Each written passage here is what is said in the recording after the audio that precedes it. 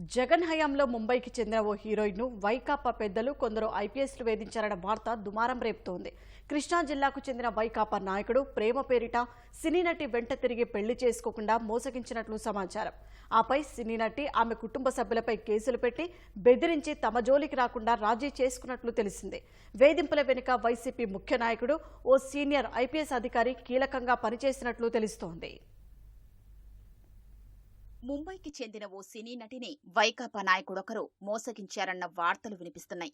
2014 కృష్ణా జిల్లాలోని ఓ అసెంబ్లీ నియోజకవర్గం నుంచి వైసీపీ అభ్యర్థిగా పోటీ చేసిన నాయకుడికి కొన్నేళ్ల క్రితం ముంబైకి చెందిన సినీ నటితో పరిచయం ఏర్పడింది.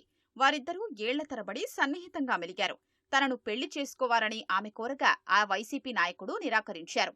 ఈ ఏడాది జనవరిలో ఆమె నుంచి ఒత్తిడి పెరగడం, ఎన్నికల వేళ ఈ వ్యవహారం బయటపడితే నష్టం కలిగించే అవకాశం ఉందనే ఉద్దేశంతో ఆమెను ఎలాగైనా వదిలించుకోవాలని ఈ ఏడాది ఫిబ్రవరి 2న ఇబ్రాహీంపట్నం పోలీస్ స్టేషన్లో నేరపూరిత కుట్ర, మోసం, ఫోర్జరీ, బెదిరింపు సెక్షన్ల కింద కేసు నమోదు చేశారు. వెంటనే పోలీసు బృందాన్ని ముంబైకి పంపించి సినీ నటి, ఆమె కుటుంబ సభ్యుల్ని అరెస్ట్ చేసి విజయవాడ తీసుకొచ్చారు. వారు జైలు నుంచి విడుదలయ్యాక పోలీసులు తీవ్రంగా బెదిరించారు.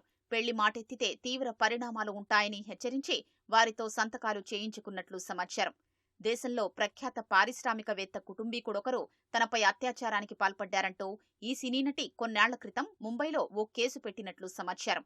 ఈ విషయం ముంబైలో సెటిల్ చేస్తే తన ప్రతిష్టకు భంగం కలిగే అవకాశముందని భావించిన ఆ పారిశ్రామికవేత్త నాటి ఏపీ ప్రభుత్వ పెద్దలతో తనకున్న సన్నిహిత సంబంధాల రీత్యా వారి నుంచి సాయం కోరినట్లు మరో వాదన ప్రచారంలో ఉంది. దీనిపై విజయవాడ సిపిని వివరణ కోరగా ఇప్పటి వరకు తమకు ఫిర్యాదు రాలేదని చెప్పారు. ఫిర్యాదొస్తే ఘటనలో పోలీసుల పాత్రపై విచారణ జరిపి చర్యలు తీసుకుంటామన్నారు. చూస్తామండి, ఎందుకంటే ఇది అంత మునుపు చాలా రోజుల క్రితం జరిగినట్టు ఇండియాలో కనిపించింది. మాకు ఎటువంటి కంప్లైంట్ అయితే రాలేదు. సో ఎటువంటి కంప్లైంట్ వస్తే కూడా దాన్ని ఎంక్వైరీ ఏం జరిగిందో అనేది చూస్తామండి.